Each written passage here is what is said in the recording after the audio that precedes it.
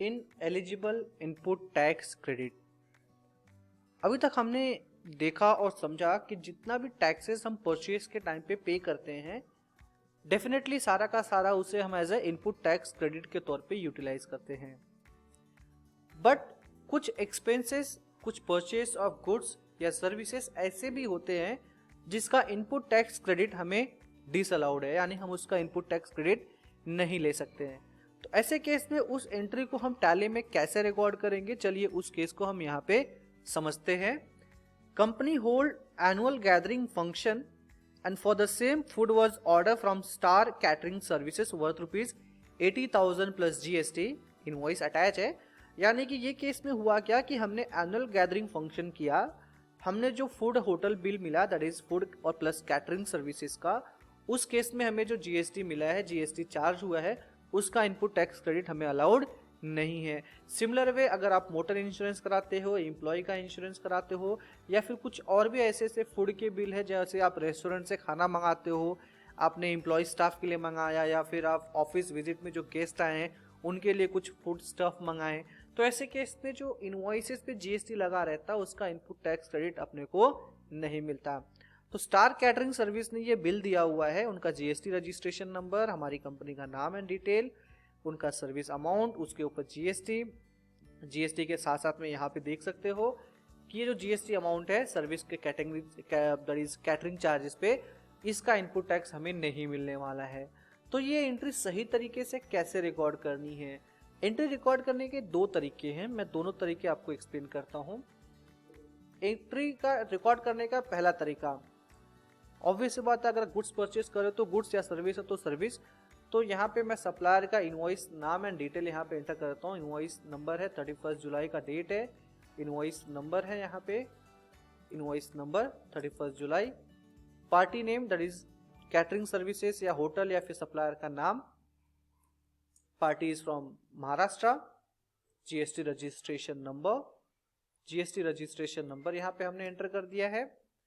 अब ये हमने फूड एंड कैटरिंग जो एक्सपेंसेस है उसका लेजर क्रिएट करना है, फूड एंड कैटरिंग एक्सपेंसेस, या फिर आप अपने बिजनेस के हिसाब से एज ऑफिस एक्सपेंसेस या फिर जनरल एक्सपेंसेस, आप जो भी एक्सपेंसेस क्रिएट करते हो, तो आपको ध्यान क्या रखना है at the time of creating entry, recording entry. ये आपका हो गया इनडायरेक्ट एक्सपेंसेस, सर्विसेज है, यहाँ पे आपका सैक कोड, टैक्सेबल है, यहाँ पे रिवर्स चार्ज, इनएलिजिबल क्रेडिट, यहाँ पे कुछ भी आपको यस नहीं करना है, रेट ऑफ GST 18%, सर्विस। तो पहली एंट्री में क्या होगा, पहली एंट्री में आपने पहले मेथड में 80,000 रुपीज का अमाउंट यहाँ पे रिकॉर्ड किया। यहाँ पर ऑप्शन पूछा जाता है इज रिवर्स चार्ज अप्लीकेबल।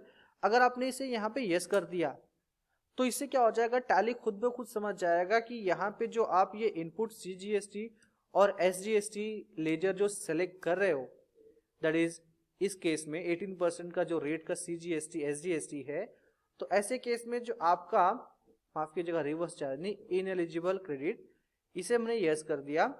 तो यहाँ पे जो आपने अमाउंट सेलेक्ट किया दैट इज CGST का, इसका इनपुट टैक्स क्रेडिट अपने को नहीं मिलने वाला है। अब यहाँ पे एक छोटा सा प्रॉब्लम है, अब जब ये इसका इनपुट टैक्स क्रेडिट हम ले नहीं सकते तो ये CGST SGST लेजर में लेने से क्या मतलब? ये तो ऑब्वियस बात है, हमारे लिए एक्सपेंस है, तो हम बैलेंस शीट के फिगर में तो दिखाएंगे नहीं, तो हमें ये क्या कर देना चाहिए, फूड एंड कैटरिंग एक्सपेंस के अकाउंट में ट्रांसफर कर देना चाहिए, बिल्कुल ट्रांसफर करना चाहिए। लेकिन ये एंट्री हम पहले सेव कर लेते हैं। अब सेव करने के बाद GSTR 3B रिपोर्ट चेक करते हैं for the month of July.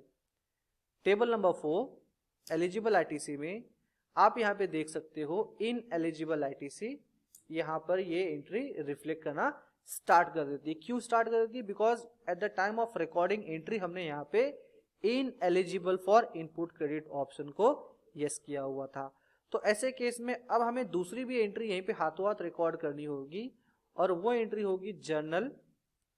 Journal में हमें क्या करना होगा, हमारा फूड एंड कैटरिंग जो चार्जेस था उसमें हमें डेबिट करना होगा 7,200, जो हमारा CGST था और प्लस SGST था, वो दोनों अमाउंट हमारा एज ए एक्सपेंस में ट्रांसफर हो जाएगा, और हम इसको जो इनपुट CGST का लेजर था उसको हम क्रेडिट कर देंगे, सो दैट हमारा बैलेंसेस वहां से क्या हो जाएगा, नॉक ऑफ हो जाएगा।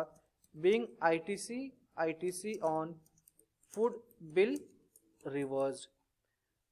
तो पहले एंट्री क्या रिकॉर्ड की हमने परचेस की एंट्री रिकॉर्ड की, जहां पे हमने इनएलिजिबल इनपुट क्रेडिट ऑप्शन को यस किया, और उसके बाद से जो इनपुट सीजीएसटी एसजीएसटी का जो अमाउंट हमारा डेबिट बैलेंस था उसको हमने एज ए एक्सपेंस में ट्रांसफर कर दिया।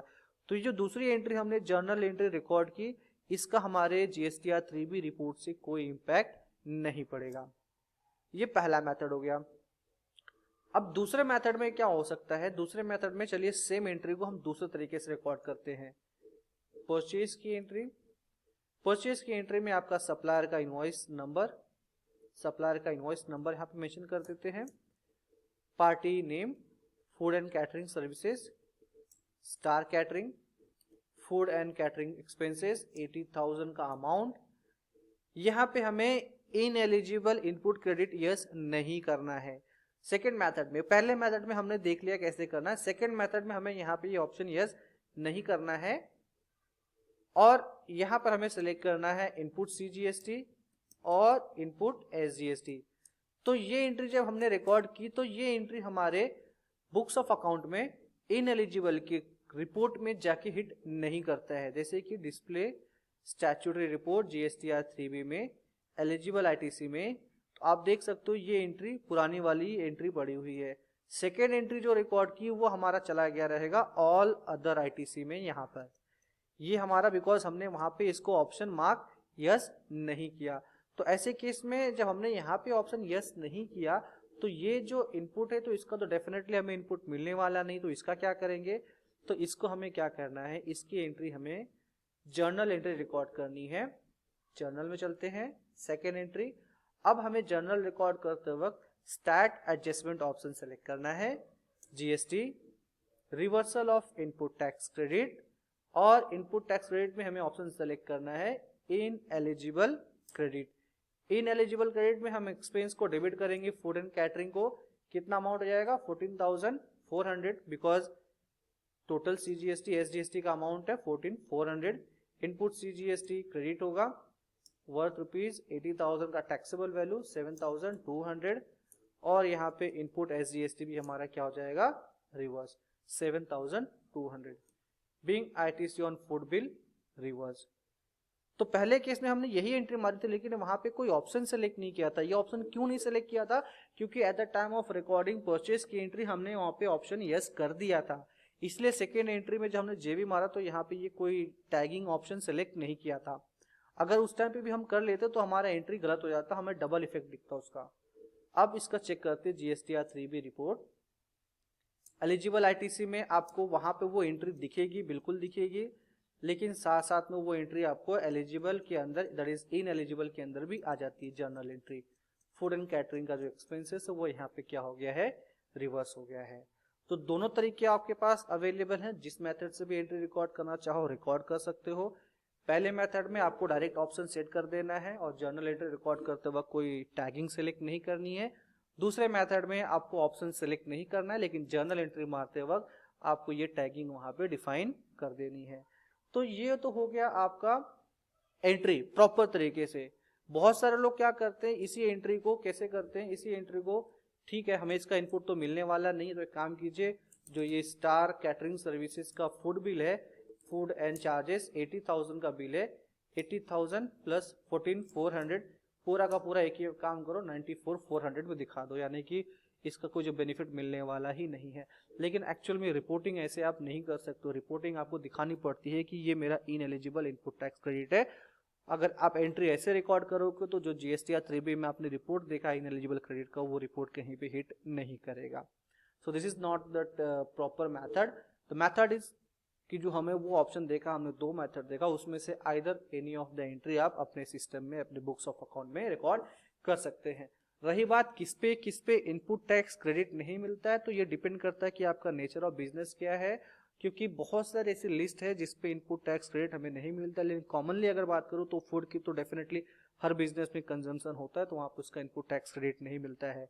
ऐसे मोटर कार इंश्योरेंस हो गया, इवन आप होटल स्टे करते हो, होटल स्टे में भी एक इंपॉर्टेंट केस ये है कि लेट्स से अगर हमारा ये ऑफिस महाराष्ट्र में है और महाराष्ट्र के किसी दूसरे होटल में जाके हम रुकते हैं, लेट्स से पुणे के होटल में जाके रुके या नागपुर के किसी होटल में स्टे करते हैं, तो वो महाराष्ट्र का CGST SGST उसका इनपुट टैक्स क्रेडिट हमें मिल जाता है।